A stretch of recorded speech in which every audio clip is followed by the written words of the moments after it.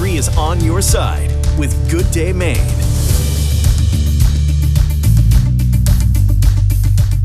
Good morning, and thanks for joining us right here on Good Day Maine. I'm Katie Sampson. And I'm Jeff Peterson at 7 o'clock straight up on this Tuesday, October 7th. We're showing you live pictures right now. From MTN News, this is Montana This Morning. The government shutdown hits the skies. I'm Jared Hill with how the stalemate in Washington is impacting the nation and why signs of potential compromise may have been premature.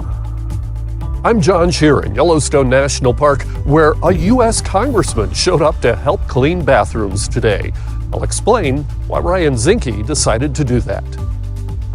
I'm Jonathan Ambarian at the state capitol. I'll give you an update on some of the efforts to qualify a ballot initiative for the 2026 Montana election, including one dealing with the initiative process itself.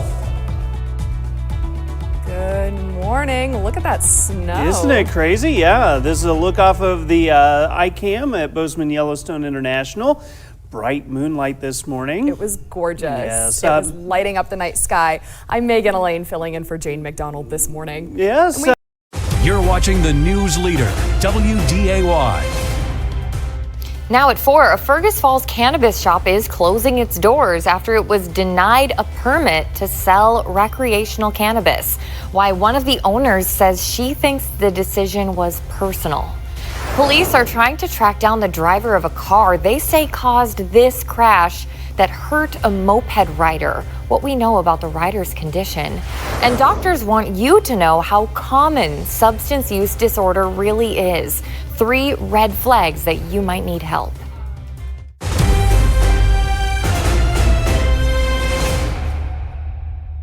Good afternoon, everyone. We begin with our weather, and we are seeing a quiet afternoon after a pretty cool morning. Storm Tracker meteorologist Stefan Sundin has a first look at more seasonable temperatures. In Indiana, the weather stops for no one. So rely on the storm team that gets it right. With exclusive technology showing what the radar doesn't. A fleet of drones keeping an eye in the sky. And forecasts shaped by decades of knowledge from meteorologists who handle your safety like their own. We're Wish TV's Storm Track 8, presented by Hope Plumbing, Heating and Cooling. Fountain Square is the recipient of cultural district funding from the city this year. Coming up, I'll share how that money's being spent and when you can see it come to fruition. Communities across the state are dealing with the impacts caused by the state house's property tax bill. But meanwhile, city officials, their budget is thriving. Coming up, we'll tell you why that is. Plus, Texas National Guard troops are on the ground in Illinois tonight, their mission in the city, and a look at their path to the Midwest. Connecting our communities with stories that matter. This is WRTV. But first at 11, IMPD is investigating a triple shooting at an Eastside CVS. Shortly before 7, officers responded to the pharmacy off 10th Street near Sherman Drive. They found 2 women who had been shot inside of the building. And shortly after, police found a man at a local hospital who they also believe was part of the incident. IMPD is asking anyone with information to contact them or Crime Stoppers. Of course, we will continue to update you on air and online as we learn more about the situation. And now let's check in with our chief meteorologist, Todd Clausen. Todd, it was a rainy start to the week. Do we need to keep our umbrellas ready for tomorrow, or will it be back to sunny skies? And you can tuck those umbrellas away here, Amber, and all across central Indiana. Local, live, late breaking. This is KMAX News at 10. He killed my brother. If it wasn't for him, my brother would be alive. A distraught family focused on the person arrested after a man died after being beaten at the Lubbock State Supported Living Center. Hi everyone, I'm Brian Mudd. Lauren has the night off. 36-year-old Dominic Valdares had been going to and living at the State Supported Living Center for about 15 years. His family says he loved living there, but something went terribly wrong a few weeks ago. And KMAX Cameron Mendoza is here with more on what Dominic's family says happened to him. This is K2 News at 5, on your side. You look at what's happened with Portland over the years, it's a burning hellhole, and then you have a judge that lost her way, that tries to pretend that like there's no problem. Actually, she's not even saying that. There's a huge problem in Portland. I'll tell you what the problem is: crime. Now at 5, President Trump once again blasting Portland after a federal judge blocked the deployment of National Guard troops to the city. The Ninth Circuit Court of Appeals now deciding whether to uphold that order. The troops were set to be deployed to the ICE facility on Portland's south waterfront, now in the spotlight. Protesters have been outside the facility for months. Most of the time, things have been peaceful, but in recent weeks, there's been a dramatic shift. Protesters and federal agents have increasingly clashed with and blamed each other for being the aggressor. The judge's ruling just the latest twist in a saga that continues to get more complicated. Thanks for joining us, everybody. I'm Steve Dunn. And I'm Deborah Knapp. We are on your side with live team coverage on what you need to know right now. K2's Wright Gasaway is tracking the latest on a potential legal deployment. K2's Shelby Slaughter is outside the ICE facility with what's happening there tonight. First of all, K2's Thanvi Verma and new information on a conservative influencer arrested by Portland police. This made national news on Friday. And Thanvi, that influencer claims PPB has a vendetta against conservatives. Sunny on Monday, rainy on Wednesday, freezing on Saturday. That's why you need the Wish TV Storm Track 8 app. Receive daily weather forecasts, video updates from the Storm Track 8 team, and severe weather alerts, all in the Wish TV Storm Track 8 app. Download today. Now at 11, breaking news, an arrest made in the Palisades fire investigation. Welcome to KCAL News at 11 on CBS Los Angeles and streaming on CBS News Los Angeles. I'm Sheba Turk. 29-year-old Jonathan Reinhardt accused of sparking a fire that would later reignite and become the Palisades fire, destroying thousands of homes and killing 12 people. KCAL News reporter Luz Delia Caballero live in downtown LA, where prosecutors laid out their case against him, Luz Delia, and really just a lot of evidence here. The following is a presentation of CBS Sports Colorado.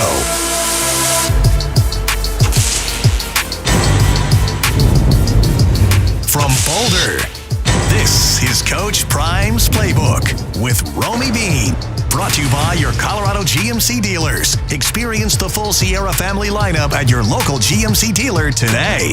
Now your host, Romy Bean, and the coach of the CU Buffs, Deion Sanders. Tonight at 6, as we get closer to the National Guard's arrival in Memphis, local lawmakers are connecting with the governor, the bipartisan meeting about deployment.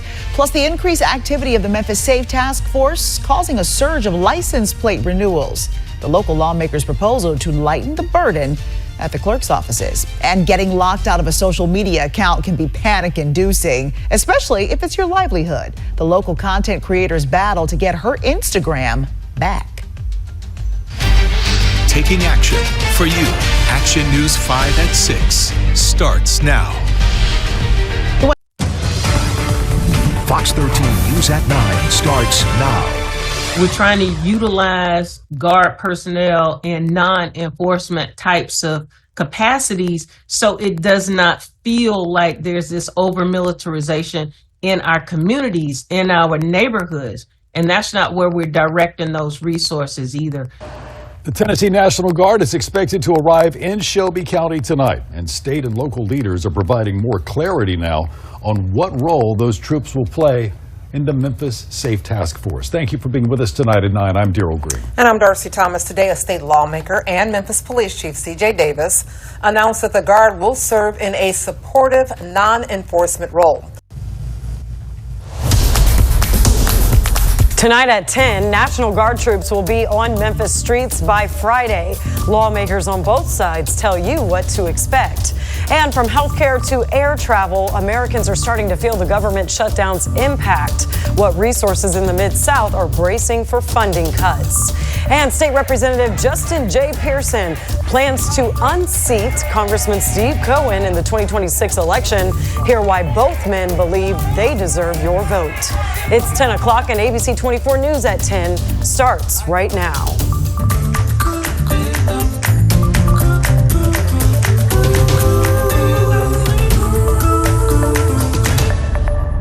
Good evening, and thank you for joining us on ABC 24 News at 10. I'm Pepper Baker. State leaders are weighing in tonight as the National Guard prepares to arrive in Memphis. I know the truth. You guys are for clicks. Fox SA bringing you an exclusive interview tonight with a former Catholic school coach accused of secretly recording a volleyball coach. What he told us when he bonded out of jail. Rainbow-colored crosswalks could soon be a thing of the past in Texas. Why a new initiative to get rid of them is being pushed by the governor. I was so scared that I was going to lose my husband.